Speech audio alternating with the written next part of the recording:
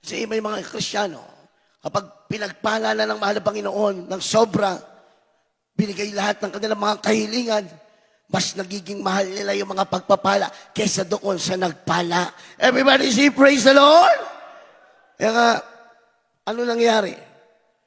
Yung ibang Kristiyano, mga minamahal, nananalangin sa mahal na Panginoon, bigyan mo ko ng trabaho.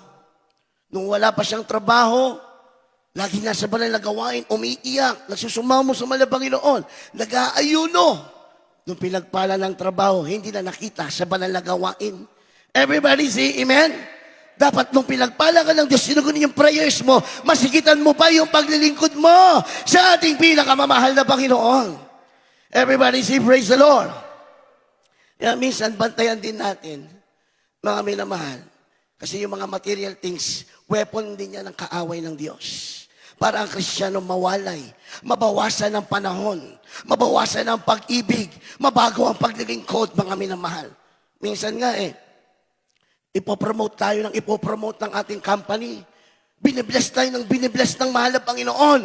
Pero hindi naman natin namamalayan, nawawalan na pala tayo ng panahon paglalo sa banal na gawain ng Diyos. Minsan hindi natin namamalayan, mga minamahal, yung promotion na yan ang naglalayo sa ating mahal na Panginoon. Di balik, simple lang, huwag ka lang mawalay sa paglilingkod sa mahal na Panginoon. Everybody say amen?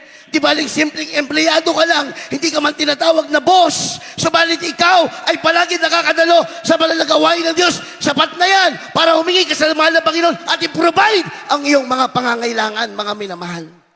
Everybody say amen? Minsan kasi hindi nababantayan niya ng Kristiyano. Sa sobrang pagpapala, mga minamahal, nawawala sa paglilingkod sa ating pong pinakamamahal na Panginoon. Kaya nga ang sabi ng talata, ang karya ng Diyos hindi sa mga bagay dito sa lupa, hindi sa pagkain, hindi sa pag-inom. Ang kaharian ng Diyos ay sa katwiran at kagalakan sa banal na espiritu ng ating mahal na Panginoon. Everybody say amen? Palakpakan po natin ang ating pong pinakamamahal na Panginoon. Kaya mga minamahal, hindi natin ipagpapalit yung ating paglilingkod sa ating pong pinakamamahal na Panginoon. Kahit ano pa ang ialok sa atin ng sanlibutan ito, mga minamahal, hindi natin ipagpapalit ang ating pinakamamahal na Panginoong Jesus. Everybody say praise the Lord! Kasi mga minamahal, ang sabi ng mahal na Panginoon, ang sino mang nawawalan nang dahil sa akin ay lalong nagkakaroon. Kaya dapat alam natin yung Bible, alam natin yung Word of God, mga minamahal. Kasi minsan, ang Kristiyano kapag hindi naunawan masyado, hindi naunawan lubos ang salita ng Diyos, parang ilalagay ka sa isang sitwasyon na maganda. Ilalagay ka sa isang sitwasyon na parang ito yung pangarap mo talaga. Tapos, ito yung sitwasyon naman sa kabila, na ikaw ay mapapalayo sa mahal na Panginoon. Mababawasan ang iyong paglilingkod sa mahal na Panginoon. Kaya ang gagawin ng Kristiyano, parang mas pipiliin niya. Dito ako kasi ito yung pangarap ko. Binigay ito naman po yung prayers ko to. Dito ako, mga minamahal. Kasi ayaw mong mawala yung pangarap mo. Ayaw mong mawala yung future mo, pinaghahanda mo yung future mo. Pero ano ang sabi ng Biblia? Ang sino mang lalong nawawalan, lalong nagkakaroon. Kapag pinili mo ang mahal na Panginoon, mas the best ang kaya niyang ibigay doon sa iyong i-give up alang-alang sa Kanya. Everybody say amen? Naalala ko isang patotoo, mga minamahal. Naipatotoo ko na po ito, ulitin natin bilang inspirasyon. May isang kapatiran sa Dako ng Manila, pag-abroad, dapat, habang siya po ay nag-aayos ng kanyang mga dokumento, ay nasharean siya ng gospel. At siya dumalo sa ating main church at na first love sa mahal na Panginoon. Maganda yung opportunity niya sa ibang bansa. Malaking sahod ang nag-aantay sa kanya. At siya po ay natanggap na-hired na siya ng company. Mga minamahal. Kaya lamang, nung nasumpungan niya ang buong katotohanan, nalaman niya na may Diyos na mapagpala, Diyos na nagpapagaling ng karamdaman, nagbabago ng buhay, give up niya yon, mga minamahal. Ang sinabi niya, mahal na Panginoon, ikaw ay aking natagpuan dito sa Pilipinas. Dito kita nakilala. Mahal na Panginoon, i-give up ko yung aking pangarap. Kaya ang ginawa ng ating mahal na kapatid, mga minamahal, siya po ay nag-apply. At hindi naman siya binigo ng mahal na Panginoon. Yung kanyang trabaho na ibinigay ng mahal na Panginoon, sapat yung sahod na mabubuhay niya po yung kanyang pamilya, mga minamahal. Pero hindi doon nagtapos ang kanyang kwento. Nung siya po ay nagsisimula na sa kanyang kumpanya, dahil sa kanyang kainitan, sa paglilingkod sa mahal na Panginoon, bagamat siya bago pa lang doon sa kanyang kumpanya, lagi siyang uma-absent sa company niya. Bakit siya laging uma-absent? 3 times a week siyang uma-absent. Bakit po? Ayaw niyang lumiban sa banal na gawain ng ating mahal na Panginoon. Everybody say amen. Talagang nasumpungan niya yung kayamanan, mga minamahal. Kaya nangyari, yung mga kasama niya po ay unbeliever. Mga minamahal, ang ginawa, inireport siya. Isinumbong siya sa may-ari ng company. Ang sabi nila, itong bagong kasama namin dito, pabago-bago, laging absent, 3 beses pa uma-absent. Nagalit po yung may-ari ng kumpanya. Tinawagan po siya. At ang sabi sa kanya, tinawagan siya ng Sabado. Ang sabi sa kanya, bukas araw ng Linggo, kapag hindi ka pumasok sa opisina, magkita tayo. Kapag hindi ka pumasok, wala ka ng trabaho. Bilang tao, medyo kinabahan po ito. Itong ating kapatid na ito. Subalit mga minamahal, hindi niya kayang ipagpalit ang kanyang paglilingkod sa ating mahal na Panginoon dahil alam niya, totoong kayamanan yung kanya nasumpungan. Di, umabsent pa rin.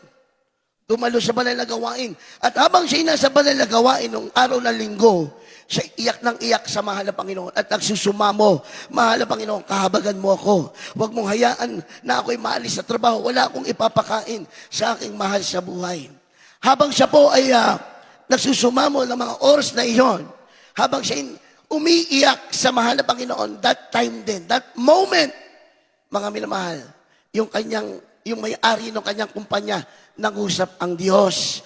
Ang sabi ng mahal na Panginoon doon sa may-ari ng kanyang kumpanya, huwag mong tanggalin ang taong ito dahil ito ay aking anak na naglilingkod sa akin. Paulit-ulit daw po yung boses, paulit-ulit yung tinig, mga minamahal.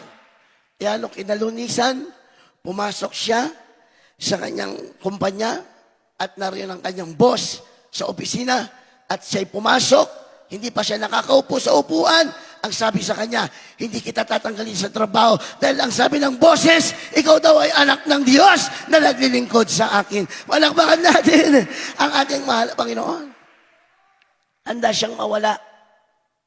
Mawala yung unang ginibap niya yung kanyang pag-abroad. Pangalawa yung magandang trabaho na kanyang nasumpungan. Handa siyang mawala. Pero anong ginawa ng mahal na Panginoon? Lalo siyang pinagpala ng ating pinakamamahal na Panginoon. Buhay na palakpak para sa ating pinakamamahal na Panginoon. Kindly, Philippians chapter 3, verse 7 up to 8. Pakibasa po. Filipos 3, 7 hanggang 8. Gayunman ang mga bagay na sa akin ay pakinabang ay inari kong kalugihan alang-alang kay Kristo. Oo nga, at lahat ng mga bagay ay inari kong kalugihan dahil sa dakilang kagalingan ng pagkakilala kay Kristo Jesus na Panginoon ko, na alang-alang sa Kanya ay tiniis ko ang kalugihan ng lahat ng mga bagay at inari kong sukal lamang upang tamuhin ko si Kristo. Amen. Everybody say praise the Lord. Yung mga minamahal, si Apostol Pablo, bago siya naging si Apostol Pablo, siya ay si Saul of Tarsus. Siya'y kilalang isang napakatalinong pariseyo, teacher of the law. Parang wala kang makikitang kalikuan sa kanya, mga minamahal, dahil yung law of Moses, kabisado niya, yung law of Moses, sinusunod niya. Yan si Pablo noon, mga minamahal, napakatalino, mga minamahal, respetado ng napakaraming tao, mga minamahal. Kumbaga, hindi basta-basta sa ating kapanahunan, parang mga matataas na abogado sa ating generation, mga sikat na abogado, mga matataas na level ng mga judge, mga minamahal. Kaya si Pablo noon, marami siyang benepisyo. Everybody say amen. Entitled siya sa napakaraming mga bagay. bago niya makilala ang mahal na Panginoon. Subalit isang araw, ng kanyang masumpungan ang kayamanan, ang ating mahal na Panginoon, nasumpungan niya ang totoong kayamanan ng langit, siya'y naging si Pablo, mga minamahal. Nung siya'y naging si Pablo, siya'y naging isang alipin lamang sa harapan ng ating mahal na Panginoon. Subalit, nabibihisan ng katwiran ng ating pinakamamahal na Panginoon. Everybody say, Amen? Dating respetado, dating pariseyo, dating abogado, nung masumpungan niya ang Diyos, ang totoo, na kayamanan ng langit, lahat yon inari niyang sukal. Lahat yon inari niyang kalugihan para lamang matamo niya si Yesu Kristo. Everybody say, Amen? Inari niya lahat, mga minamahal. Inari niyang walang kwenta lahat ng kanyang narating. Lahat ng kanyang pinagpagalan.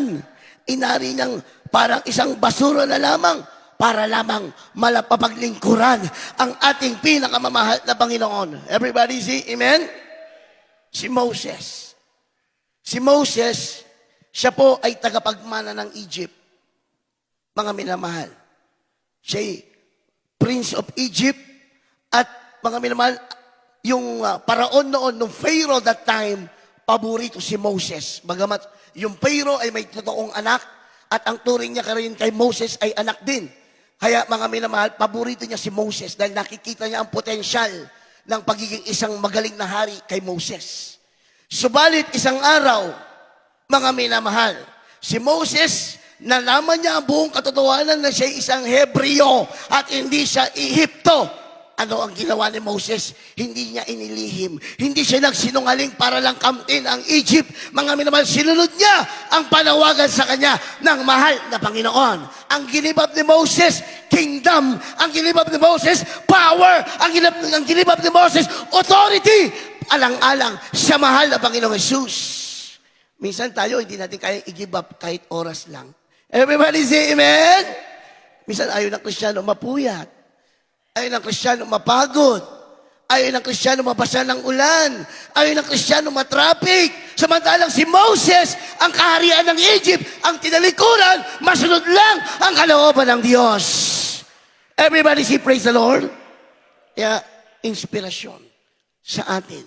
Si Pablo, mga minamahal, grabe ang tinalikuran. Ating mahal na pastor, may future sa politika, may future na yumaman sa kanilang mga negosyo. Sila'y kilalang pamilya, matalino, mayaman. Subalit nang mabasa ang katotohanan, i-give up lahat yan. Alang-alang kay Kristo, inaring sukal ng mga pastor, ang mga kayamanan, ang kanyang future, inari niyang baliwala, inari niyang kalugihan, maganap lang ang kalooban ng mahal na Panginoon. Binigo ba siya ng mahal na Panginoon? Hindi. Hanggang ngayon, tumadaloy ang pagpapala hanggang sa kanyang kaapu-apuhan. Everybody say amen. Palakpakan po natin ang ating mahal na Panginoon. Kaya, hindi natin pwedeng ikumpara ang ating mahal na Panginoon Jesus kahit sa anumang bagay dito sa mundo. Walang katumbas ang ating pong pinakamamahal na Panginoon. Mga minamahal, kahit na bilyonaryo ka pa, kahit na successful businessman ka pa, kahit na professional ka pa, sa tuwing lalapit ka sa pangalan ng Diyos, kakalimutan mo kung sino ka, kakalimutan mo kung anong narating mo, para na sa ganon, ikaw ay makalapit sa pangalan ng ating mahal na Panginoon. Gagawin mong anyong alipin ang iyong sarili sa paglapit sa pangalan ng Diyos. Everybody say amen? Bakit si Pablo ginawang alipin from this level, ginawang ganito sa harapan ng Diyos? Bakit? Hindi siya magagamit ng Diyos. Hindi siya makapaglilingkod sa Diyos na may mapagkumbabang puso kung hindi muna siya ibinaba ng mahal na Panginoon. Everybody say, praise the Lord. Kaya nga, sa ating kapanahunan, kahit sino pa tayo dito sa lupa, kahit napakataas ng ating narating, kahit doctorate pa tayo, sa tuwing tayo sumasamba sa mahal na Panginoon, taos puso ang ating pagpapakumbaba. Tayo nagsusumamo, umiiyak, nakataas ang dalawang mga kamay, na tila baga wala tayo laging magagawa. Lahat ng bagay, inaasa lamang natin sa mahal na Panginoon. Everybody say, praise the Lord. Laging sinasabi ng ating mga pastor, wala pa silang nagagawa. Pero kung titingnan natin, marami ng sakripisyo, Marami nang nagawa. Pero laging sinasabi ng mahal na pastor, wala pa silang nagagawa. Kasi mga minamahal, kapag yung ating mga bagay na narating dito sa lupa, yung ating katungkulan dito sa lupa ay ating inisip na ganoon tayo sa harapan ng Diyos, hindi natin mapaluguran ang mahal na Panginoon. Everybody say amen? Kasi magkakaroon tayo ng pride. Ayokong lumuhod dyan. Professional ako. Everybody say amen? Ayokong umiyak. Kilala akong abogado. Di ba? Mga minamahal. Pero dito sa banal na gawain natin, pinagpala tayo. Kahit ano man ang ating narating, kahit engineer man tayo, nagtatrabaho tayo sa bangko, pag inassign tayo maglinis ng CR, naglilinis tayo. Everybody say praise the Lord! Palakpakan natin ang ating mahal na Panginoon. Anong pinapakita? Tayo tagalangit, tapagmana ng buhay na walang hanggan. Palakpakan natin ang malakas ang ating pong pinakamamahal na Panginoon.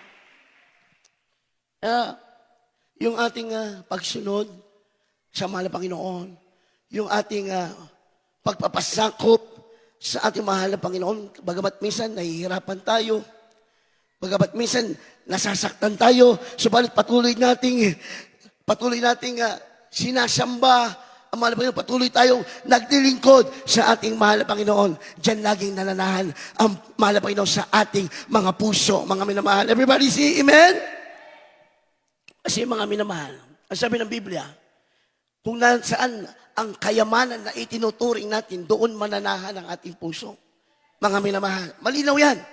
Kung ang mahal na Panginoon Jesus ang iyong kayamanan, kahit isang tampak na kayamanan, mayroon ka, hindi mananahan ang iyong puso sa mga material. Bakit? Ang Diyos ang iyong kayamanan. Everybody say amen.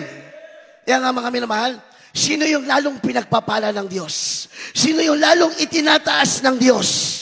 Yung mga taong hindi umibig sa kayamanan, ang tinuring na kayamanan, ang mahal na Panginoon. Yan nga, huwag kang magtaka ay mga kapatiran tayo, mayaman na, lalo pang pinagpapala ng Diyos. Bakit? Bigay ng bigay sa panlalagaway, kasi para sa kanila, baliwala ang pera, baliwala ang kayamanan, para sa kanila, ang importante, papaluguran ang mahal na Panginoon. Kaya, ano ginagawa ng Diyos?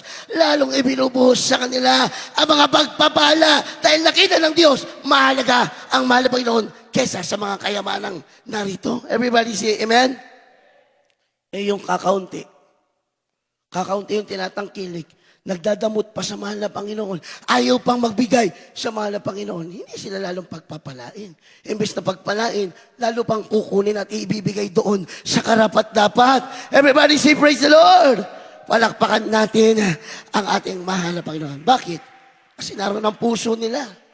Kakaunti na nga yung tinatangkilik, naroon pa yung puso. Dapat, kung kakaunti man ang iyong tinatangkilik ngayon, ang puso mo nasa mahal na Panginoon para ibuhos niya lalo sa iyo ang mga pagpapala na hindi masayod. Palakpakan natin ang ating mahal na Panginoon. Matthew chapter 6, verse 21. Matatapos na po tayo. Matthew 6:21. Ito pong pagkasabi, sapagkat kung saan naroon ang iyong kayamanan, duroon ang iyong puso. Amen. Amen. For where your treasure is, there will be your heart be also. Hindi magkamali ang salita ng Diyos. Mga minamahal ko. Kaya, pakaingatan po natin ang mainam ito. Mga minamahal. Yung ating puso, lagi natin ilalagak sa mahal na Panginoon. Yung ating puso, lagi nating ilagak sa banal na kaharian ng ating mahal na Panginoon. Maging katulad tayo ng taong nakasumpong ng kayamanan sa bukid. Mga minamahal, handa niyang iwan lahat. Handa niyang ibenta lahat. Huwag lang mawala sa kanya yung kayamanan na kanyang nasumpungan. Everybody say amen? Madali namang malaman, mga minamahal, kung ang ating puso ay nasa mahal na Panginoon o ang ating puso ay may kahati. Ayaw ng Diyos na may kahati po siya, mga minamahal. Nung ibinigay ng Diyos ang kanyang buhay sa atin buo, walang tinira ang mahal na Panginoon. Kaya gusto ng mahal na Panginoon, sa ating puso, wala siyang kahati. Tanging siya lamang ang laman ng ating mga puso, mga minamahal. Everybody say amen? Minsan kasi may kahati sa ating puso ang mahal na Panginoon, hindi natin namamalayan. Minsan tao, nagiging kahati ng Diyos sa ating puso. Minsan yung ating mga pangarap, minsan yung ating mga sobra-sobrang pagpapala. Again, lagi kong sinasabi, hindi yan masama. Gusto yan ng mahal na Panginoon.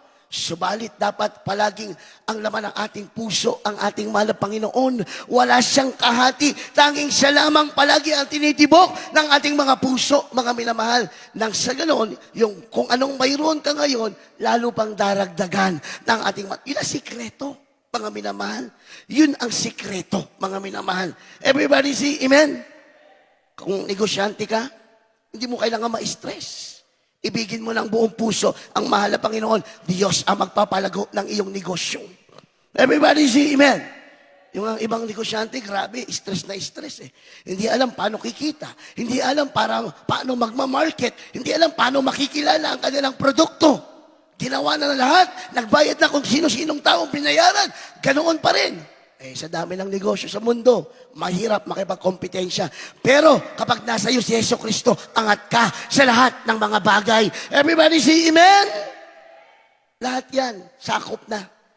Sa pag-aaral natin, itataas tayo ng Diyos. Kapag buong puso nating iniibig ang ating pinakamamahal na Panginoon. Sa lahat na yan ng bagay, sa lahat ng aspeto na yan, itataas tayo ng mahal na Panginoon. Everybody say praise the Lord. Palakpakan po natin ang ating mahal na Panginoon. Kaya nga, ang tinitignan ng mahal na Panginoon sa paglilingkod natin, hindi yung ating mga sinasabi. Kasi pwede naman natin sabihin, mahal Panginoon, mahal kita. Pero malayo ang ating mga puso, mga minamahal. Ang tinitignan ng ating mahal na Panginoon, yung ating mga gawa. Una, ang tinitignan ng ating mahal na Panginoon, yung ating dalisay na puso. Pangalawa, yung ating mga gawa. Kasi mga minamahal, kung ang ating puso ay hindi dalisay, kung ang ating puso hindi nakatono sa harapan ng Diyos, hindi na titignan ng Diyos ang ating mga gawa. Dahil sigurado, baliwala iyon. Mga minamahal, yung ating mga gawa, hindi mabuti. Dahil hindi matuwid ang ating puso. Subalit, kapag matuwid ang ating puso sa harapan ng Diyos, ano man ang ating gawin sa harapan naman ng Panginoon, matuwid yan lahat. Everybody say amen. Palakpakan po natin ang ating pong pinakamamahal na Panginoon. Ang gusto natin, mahal na Panginoon, relasyon sa kanyang mga anak. Ibig sabihin, gusto ng mahal na Panginoon, nararamdaman niya yung sinasabi mo sa kanya. Mahal na Panginoon, mahal kita. Ipaparamdam mo talaga na mahal mo ang Diyos. Mahal na Panginoon, ikaw lang sa buhay ko. Ipapakita mo talaga na ang Diyos lang ang nasa sa buhay mo. Wala nang iba. Everybody say amen. Mahal na Panginoon, pagpalain mo ko, magbibigay ako. Gagawin mo talaga para makita ng Diyos, mapatunayan ng Diyos na totoo ang iyong pag-ibig sa Kanya. Everybody say, praise the Lord. Wala namang pinagkaiba yan sa mag-asawa. Pangaminamahal. Kahit sabihin ni Mister sa kanyang asawa, mahal kita, pero walang aksyon, mga minamahal, kasi minsan, sabi nga action louder than words, speaks louder than words. Minsan kasi, hindi man natin masabi sa mahal na Panginoon na, kasi may mga Kristiyano, kahit mahal na Panginoon, naiya sila magsabi ng I love you May ganyang Kristiyano. Pero kapag ka naman sa kalooban ng Diyos, grabe gumawa, grabe sumunod, yun ang tinignan ng ating mahal na Panginoon. Everybody say amen? Sa mag-asawa, minsan ganun din, hindi masyado magsalita yung asawa mo na mga sweet words. Pero pag uwi mo galing sa trabaho, may bulaklak, may pasalubong, masaya na yon. Palakpakan natin ang ating pinakamamahal na Panginoon. Everybody say amen. Sabihin pa ng iba, para nagbabago na yung asawa ko Dati-rati lagi yung sinasabihan nito. Pero wag lang yung tingnan mo. Tingnan mo yung ginagawa niya pagsusumika para sa iyong sambahayan. Palakpakan natin ang ating pinakamamahal na Panginoon. Mga minamahal, basahin na po natin ang huling talata, I think. Unang Korinto 4:20. Pakibasa po. Unang Korinto, Kapitulo 4, ang talata po ay 20. Sapagkat ang kaharian ng Diyos ay hindi sa salita, kundi sa kapangyarihan. Everybody say amen. Sabi ng English, 1 Corinthians 4:20. For the kingdom of God is not in words, but in power. Mga minamahal. So, lahat ng kapangyarihan, narito na. Sa pananagawain natin, mga minamahal. Dahil unang-una, ating mga pastor, tayo iniluhod, ipinag-ayuno ng napakahabang panahon, mga minamahal, kaya hanggang sa mga oras na ito, sinasamahan tayo ng kapangyarihan ng Diyos. Everybody say, praise the Lord. Grabe yung mga patotoo kanina, mga minamahal. ang lakas ng impact ng motor doon sa sasakyan, pero walang gasgas. Hindi ba yan kapangyarihan, mga minamahal? Everybody say amen. Naalala ko, maisingit ko lamang, nakarelate po ako, bigla ko naalala. Kasi 6 months ago na po ata ito, o 1 year ago, nung na-assign po kami sa San Ildefonso na outreach natin dyan, may hinatid po kami yung kapatiran natin doon na yung parang nahihirapan siya maglakad, meron siyang saklay. So ibinaba po namin siya sa kanto. Nakagilid naman po kami talaga, mga minamahal, yung aming sasakyan. Naka-hazard light pa. Ngayon, habang si tatay ay bumababa sa sasakyan dahil medyo nahihirapan siya maglakad, medyo mabagal po, mga minamahal. Habang kami po ay nandoon, maya-maya, mayroon kaming narinig na napakalakas na impact na tumama sa sasakyan namin, mga minamahal. Pagtingin ko po sa bintana, isang lalaking nagbibisikleta, sa lakas ng impact, mga minamahal, siya po ay nag-bounce at nagpagulong-gulong sa kalsada. So, ibig sabihin, malakas po yung impact niya. Kasi ang lakas ng kalabog, yung mga kasama ko sa sasakyan na ating mga kapwa manggagawa, nagulat dahil ang lakas. Ako naman napakamot na sa ulo. Sabi ko, naku po, ang laking gasgas nito. Sabi ko pa, ang naku po, gaano kayang damage ito? Sabi ko, mga minamahal. So, dali-dali akong bumaba, tinignan ko muna yung lalaki kung kamusta yung kanyang kalagayan. Kaya lamang yung binatilyo, sa takot niya, bigla na pong tumakbo, umalis. Inayaan ko na, mga minamahal, alam ko, wala naman akong mapapala sa kanya dahil singilin ko man siya doon sa damage, baka hindi rin siya makapagbayad. Kaya sabi ko, bahala naman Panginoon. Pero anong himala, mga minamahal? Pinuntahan ko yung side na inaakala kong yupi talaga at malaki yung gasgas na sobrang lakas ng impact. Pagtingin ko kahit isang guhit, wala po, mga minamahal. Palakpakan natin ang ating mahal na Panginoon. Paano mangyari yun? Mga minamahal, ang magpapatunay na malakas yung impact, yung tunog at yung lagabog. Bisikleta yun bakal din yun. Mga minamahal, at yung tunog ng impact, hindi katawan ng tao, yung bisikleta mismo dahil malutong. Pagtingin ko doon sa gilid ng sasakyan na dala-dala namin, kahit guhit na gasgas, kahit maliit na lubog, wala, mga minamahal. Bakit? Narito lahat ng kapangyarihan ng ating pinakamamahal na Panginoon. Nangyayari sa ating mga kapatiran. Mga minamahal, grabe ang pag-iingat ng Diyos dahil may propeta na nanalangin sa atin. Mga minamahal, everybody say amen. Naalala ko rin patotoo ng mahal na pastor. Sabi ng ating mahal na pastor sa isang worker, dahil that time, ang mahal na pastor, busy sa prayer. Ngayon, may dumating na kapatiran sa pastoral, umiiyak dahil yung kanyang anak, maluba ang karamdaman. Sabi ng mahal na pastor sa isang manggagawa, lay hands mo. Kasi mahal na pastor, hindi nagsasalita nakakonsentrate. Sabi ng manggagawa, mahal na pastor, wala po akong fasting Sabi ng mahal na pastor, ilay hands mo. Alam niyo mga minamahal, pagka-lens ng manggagawa, kabagan ng mahal Panginoon, gumaling yung karamdaman ng bata. Everybody say amen? Hindi saganang atin. Yung mga minamahal, kapag sinabi ng man of God, yan ay papangyarihin ng ating mahal na Panginoon. Tayo vessel lamang, ginagamit lamang tayo. Hindi tayo ang magpagaling. Diyos, mga minamahal. Everybody say praise the Lord. Palakpakan po natin ang ating mahal na Panginoon. Kaya, kasama yan sa nasumpungan nating kayamanan na natatago. Nung nakilala mo ang totoong Diyos dito sa Jesus Miracle Crusade, kalakip na dyan ang kapangyarihan.